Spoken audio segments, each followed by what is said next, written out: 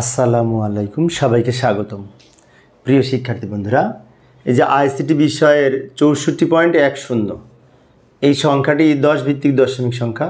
তো এটার পয়েন্টের পূর্বেও সংখ্যা আছে, পরেও সংখ্যা আছে, তাই না? তো এই ধরনের সংখ্যা আর বাইনারি মান কীভাবে নির্ণয় করা যায় সহজভাবে আমি আলোচনা করার চেষ্টা করব। তো লক্ষ্য করি, প্রথমে আমরা এই যেই পয়েন্টের বাম পাশের যে 64, এটা হচ্ছে পূর্ণ সংখ্যা। তো এই পূর্ণ সংখ্যার আগে বাইনারি মান নির্ণয় করব। তো আমরা জানি যে পূর্ণ সংখ্যার বাইনারি মান বের করতে হলে এই 64কে বারবার 2 দ্বারা ভাগ করব। বাইনারি সংখ্যার বেস 2 দ্বারা যদি ভাগ করি তো ভাগফল হবে 64, প্রথমে লিখব, ভাগফল 32 হবে, 32। 64কে 2 দ্বারা ভাগ করলে ভাগফল 32 হবে, প্রথমে লিখব, আর ভাগশেষ শূন্য থাকবে, শেষে লিখব। এই 32কে যদি 2 দ্বারা ভাগ করি তো ভাগফল 16 হবে, প্রথমে লিখব, এখানেও কিন্তু ভাগশেষ শূন্য থাকবে, শেষে লিখব। 16কে 2 দ্বারা ভাগ করলে ভাগফল 8 হবে, প্রথমে লিখব, এবং ভাগশেষ শূন্য থাকবে, শেষে লিখব। 8কে 2 দ্বারা ভাগ করলে ভাগফল 4 হবে, প্রথমে লিখব, ভাগশেষ শূন্য থাকবে, শেষে লিখব। 4কে 2 দ্বারা ভাগ করলে ভাগফল 2, প্রথমে লিখব, এখানেও ভাগশেষ শূন্য থাকবে, শূন্যই থাকছে কেন, তাই না? ভাগশেষ কিছু না থাকলে শূন্য থাকে মনে করতে হয়। এবার 2কে যদি আবার 2 দ্বারা ভাগ করি, 2 একে 2, এখানেও ভাগফল 1 আর ভাগশেষ এখানেও শূন্য হয়। এবার এই 1কে 2 দিয়ে ভাগ করা যায় না, কারণ 1 ছোট 2 বড়। তখন দেখবো এটা ছোট এটা বড়, তখন ভাগফল হিসেবে যদি এখানে শূন্য লিখি, এই 1 ভাগশেষ হিসেবে শেষে লিখব।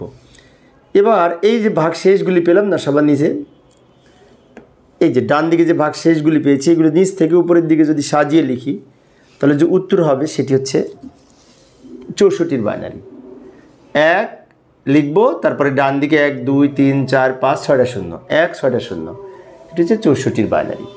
আচ্ছা, এখন সর্ববামে যেটি লিখব এটাকে বলা হয় MSB, মানে মোস্ট সিগনিফিক্যান্ট বিট।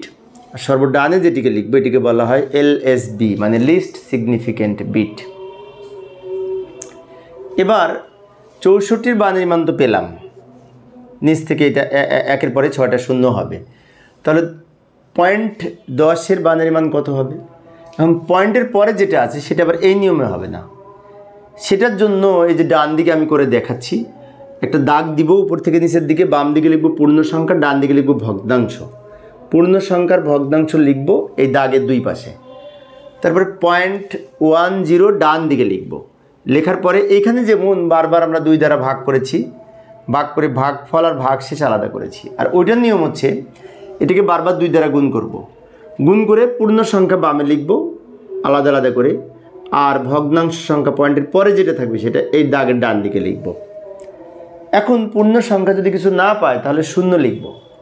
যেমন 0.10কে যদি 2 দিয়ে গুণ করি 0.20 হয়, তার মানে 0.20 জিরো হচ্ছে।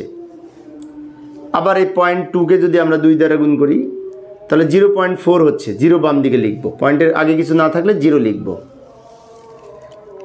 এবার এই 0.404কে আবার যদি 2 দ্বারা গুণ করি তাহলে 0.8কে যদি 2 দ্বারা গুণ করি তাহলে হবে এখানে 0 পয়েন্ট হবে না, এখানে 1.6 হবে, 1.6। এখন এই 1.6কে যদি 2 দ্বারা গুণ করি, এখানে অনেক শিক্ষার্থী ভুল করে, সেটি হচ্ছে এই 1.6কে 2 দ্বারা গুণ করে, আসলে কিন্তু তা হবে না। 2 দিয়ে গুণ হবে এইটুকু, এই 0.6কে 2 দিয়ে গুণ হবে, 1কে কিন্তু গুণ হবে না। তো 0.6কে যদি 2 দ্বারা গুণ করি তাহলে উত্তর হবে 1.2। আমি এখানে 1 2 3 4 5 বার করেছি, আর দরকার নেই, 4-5 বার করলেই হয়। নির্ভর করে পয়েন্টের পরে আমি কয়টা সংখ্যা লিখব, যতটা সংখ্যা লিখতে চাই ততবার করব। তো আমি পয়েন্টের পরে 5 সংখ্যা লিখতে চাই, তাই 1 2 3 4 5 বার করেছি। এবার উত্তর লিখব। উত্তর লেখার সময় একটু খেয়াল করি সাজিয়ে কিভাবে লিখব। এইটা লিখব নিচ থেকে উপরের দিকে, আর ওটা লিখব উপর থেকে নিচের দিকে। এই যে লক্ষ্য করি, প্রথমে এটা যেহেতু উপর থেকে নিচের দিকে, সেজন্য এটা উপর থেকে নিচের দিকে আমি তীর চিহ্ন দিলাম, আর এটা নিচ থেকে উপরের দিকে তীর চিহ্ন দিলাম। এই যে উত্তর, প্রথমে ব্র্যাকেট দিয়ে এই 1 আগে লিখব, মানে এখান থেকে লেখাটা শুরু হবে। তারপরে 1 2 3 4 5 6টা শূন্য, 1 2 3 4 5 6টা শূন্য, তারপর পয়েন্ট দিব, মানে কি এইটুকু লিখলাম। লেখার পরে এটা তো 64 মান লিখলাম, লেখার পরে মাঝখানে যে পয়েন্ট আছে পয়েন্ট লিখলাম, এবং 0.10 মান হচ্ছে এইটুকু, এই যে এইটুকু, এটা আবার ও ডান দিকেটা লিখবো না, বাম দিকেরগুলি লিখবো। 0 0 0 0 0 0 1 1 1 1, ব্র্যাকেট দিয়ে ভিত্তি হিসেবে 2 লিখবো, ভিত্তি হিসেবে 2 লিখবো কারণ এটি বাইনারি সংখ্যা। এইভাবে আমরা পয়েন্টযুক্ত সংখ্যার বাইনারি মান নির্ণয় করতে পারি, একসাথে যদি পূর্ণ সংখ্যার ভগ্নাংশ সংখ্যা একত্রে থাকে। তো আমি আরেকটা সংখ্যা দেখাচ্ছি, আরেকবার দেখালে বুঝতে সুবিধা হবে। ঠিক ওর পরের সংখ্যাটি 65.11, তাই না? এখানেও 1 বেশি, ওখানেও 1 বেশি। এটার বাইনারি মান আমরা কীভাবে নির্ণয় করব? এটাও তো দশমিক সংখ্যা। ঠিক ওইভাবে তোমরা পারবে হয়তো। তারপরে আমি আরেকটা দেখাচ্ছি, পরপর 2বার একই জিনিস দেখলে মনে থাকবে বেশি। এই 65কে বারবার 2 দ্বারা ভাগ করব, পূর্বের মতো। 65কে 2 দ্বারা ভাগ করলে ভাগফল 32 হবে, ভাগশেষে 1 থেকে যাবে, এখানে ভাগশেষে 1 থেকে যাবে। 32কে 2 দ্বারা ভাগ করলে ভাগফল 16 হবে, প্রথমে লিখব, ভাগশেষ 0 থাকবে। 16কে 2 দ্বারা ভাগ করলে ভাগফল 8 হবে, প্রথমে লিখব, ভাগশেষ 0 থাকবে। এবার একটু দ্রুত দেখাচ্ছি সময় সেভ করার জন্য। 8কে 2 দ্বারা ভাগ করলে ভাগফল 4 হবে, প্রথমে লিখব, ভাগশেষ 0 থাকবে। 4কে 2 দ্বারা ভাগ করলে ভাগফল 2, প্রথমে লিখব, ভাগশেষ 0 হবে। 2কে 2 দ্বারা ভাগ করলে ভাগফল 1, প্রথমে লিখব, ভাগশেষ 0 হবে।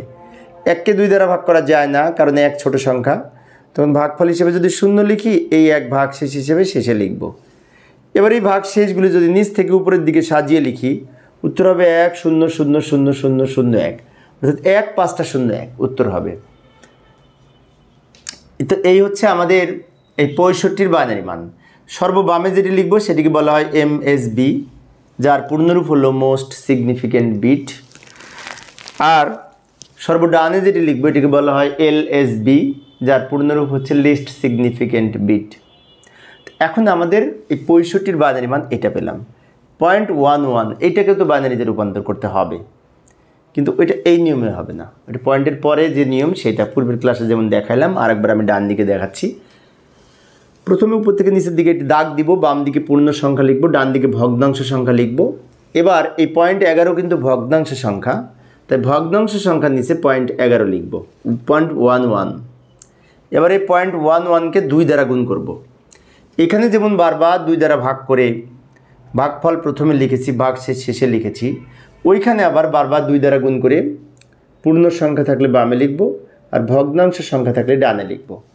তো আমরা যদি 1.11কে 2 দ্বারা গুণ করি তাহলে 0.22 হবে, 0.22 হবে। 22কে আবার 2 দ্বারা গুণ করলে হবে 0.44, 0.44কে আবার 2 দ্বারা গুণ করলে হবে 0.88, 0.88কে 2 দ্বারা গুণ করলে হবে কত? এই যে 1.76, এটা হবে কিন্তু। এবার এই 0.76কে আবার 2 দ্বারা গুণ করব। এখানে অনেক শিক্ষার্থী ভুল করে 1.67কে 2 দ্বারা 76কে 2 দ্বারা গুণ করে, আসলে 1 পয়েন্ট না, এইটুকুকে 2 দ্বারা গুণ হবে, 1 আসবে না গুণ করার সময়, এইটুকুকে আবার 2 দ্বারা গুণ করলে হবে এই 1.52। তা আমি 4-5 বার গুণ করেছি, এটা গুণ করার কোনো ধরাবাধা নিয়ম নেই যে এতবার করতে হবে। মূলত আমি পয়েন্টের পরে 5 সংখ্যা লিখতে চাই, সেই জন্য 5 বার করেছি। তো এইবার উত্তর লিখব। উত্তর লেখার সময় এটা যেমন নিচ থেকে উপরের দিকে সাজিয়ে লিখব, ওইটা আবার উপর থেকে নিচের দিকে সাজিয়ে লিখব। এই যেটা ঊর্ধ্বমুখী তীর চিহ্ন আমি ব্যবহার করেছি, এটা নিম্নমুখী তীর চিহ্ন ব্যবহার করেছি। এবার আমরা উত্তর লিখব। এখানে উত্তর ব্র্যাকেট দিব, ব্র্যাকেট দেওয়ার পরে এখান থেকে লেখাটা শুরু হবে, 1 আগে লিখব, তারপরে 0 0 0 0 0, 5টা 0, এই যে, তারপরে এই 1 5টা 0, তারপর এই 1, তারপর পয়েন্ট, অর্থাৎ 65-র বাইনারি মান এইটা পেয়েছি আমরা। তো 65-র পরে পয়েন্ট আছে, তাই পয়েন্ট লিখব। লেখার পরে এবার এইটা আবার উপর থেকে নিচের দিকে লিখব, 0 0 0 1 1, 0 0 0 1 1, ব্র্যাকেট দিয়ে ভিত্তি হিসেবে 2 লিখব, কারণ বাইনারি সংখ্যার ভিত্তি হচ্ছে 2। এইভাবে আমরা দশমিক সংখ্যা হতে যদি পূর্ণ সংখ্যার ভগ্নাংশ সংখ্যা একত্রে থাকে তাহলে আলাদা আলাদা করে বাইনারি মান বের করে একসাথে উত্তর লিখব। আশা করি তোমরা এখন পারবে। তোমাদের এই ধরনের আমি একটি বাড়ির কাজ দিচ্ছি, দেখি শিক্ষার্থীরা তোমরা কেমন পারো। এই ধরনের একটি অঙ্ক আমি তোমাদের বাড়ির কাজের জন্য যে 66.12, 66.12 এই সংখ্যাটির বাইনারি মান কত হবে, ঠিক আমি যেভাবে করেছি পরপর 2 বার আমি দেখিয়েছি 2টা অঙ্ক। অনুরূপভাবে তোমরা এটার সমাধান করে উত্তর কত হবে কমেন্টসে জানানোর চেষ্টা করবে। আশা করি তোমরা পারবে।